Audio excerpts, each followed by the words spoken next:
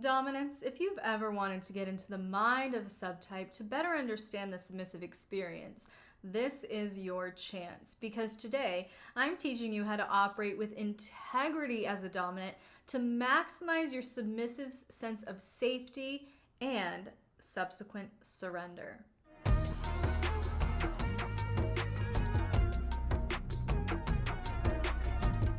Before we jump into it today, let's quickly recap the content we covered last week when we contrasted the stereotypically cold and dismissive dominant with one secure enough to be open and confident enough to be transparent.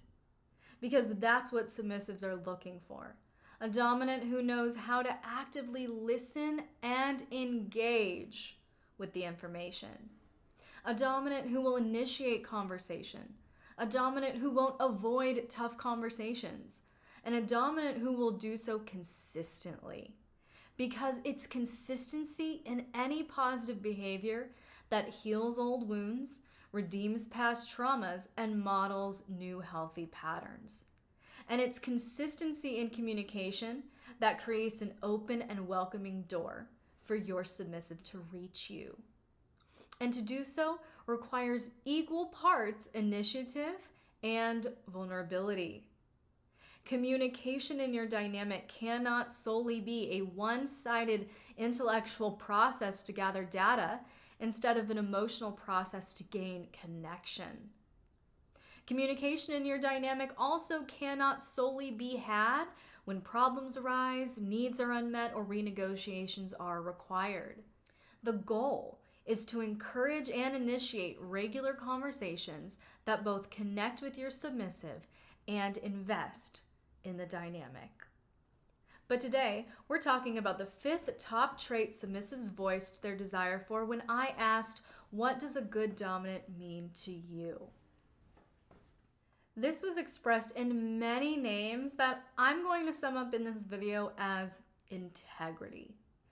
Submissives want to feel respected as a person by their dominant, not automatically demeaned just due to their role of submissive.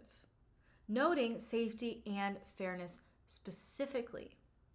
Submissives essentially want the assurance that you're not going to be a power-hungry narcissistic maniac whose demands are unrealistic and extreme and inappropriate punishments are doled out for sadistic pleasure. All right, they're looking for that sense of safety, that sense of assurance. And integrity as the dominant is the way to provide that. All right? Do you remember my definition of consent? A completely mindful, willing, and uncoerced choice to say yes, and the ability to revoke that yes at any time without fear of repercussions. What was the very last part? Without fear of repercussions. Consent includes no fear of repercussions. In other words, you shouldn't say yes just because you're afraid to say no. And this is why I say devotion, not fear, should drive submission. Because if fear drives behavior, it's compliance that will result, not authentic submission. A dominant of integrity will demand that devotion be the lowest standard for submission. A dominant of integrity won't expect instant devotion. A dominant of integrity understands trust and devotion take time to build, and they have the patience and strength of will to endure that process. A dominant of integrity also knows the difference between pain and damage, and is careful to protect the distinction. You see, when it comes to pain and impact play in BDSM, it's referred to as positive pain because authentic torture, abuse, and harm should never enter the same realm.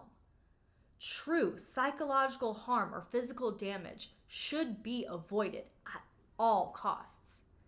And that's a huge part of this integrity that submissives seek assurance of. They want to know that they won't be manipulated or coerced into something harmful or damaging, or simply something that makes them feel uncomfortable just because the dominant wants it.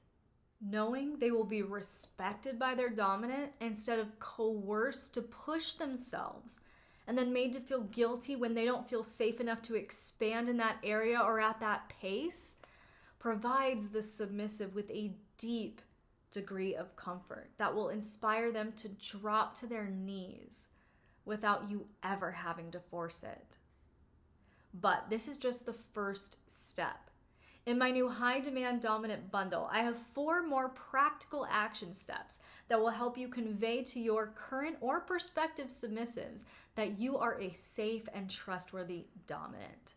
Just go over to patreon.com/LXerotica to get instant access to this amazing new resource. And thank you so much, YouTube, for joining me for this series. I sincerely hope you found this content helpful and that you have seen some new positive fruit growing in your dynamic because of it.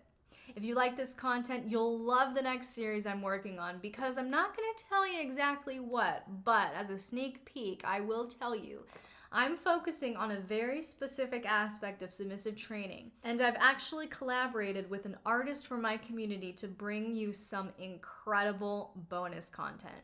So be sure you're subscribed to this channel if you haven't already, and make sure those notifications are turned on so you won't miss anything new, and I'll see you in the next video.